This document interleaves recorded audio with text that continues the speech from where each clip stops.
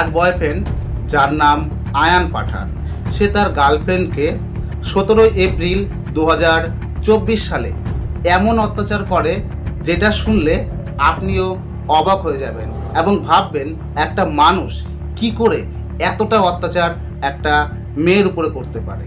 আয়ান পাঠান নামক যে ছেলেটি, সেই ছেলেটি ওই মেয়েটির চোখের মধ্যে লঙ্কার গুঁড়ো দিয়ে দেয়।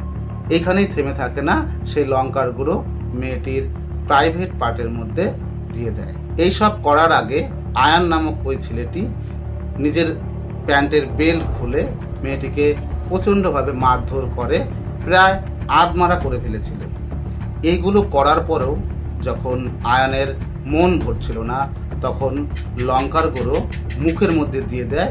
মুখের মধ্যে দিয়ে দেওয়ার পরে ফেভিকুইক আঠা দিয়ে মুখটাকে আটকে দেয়।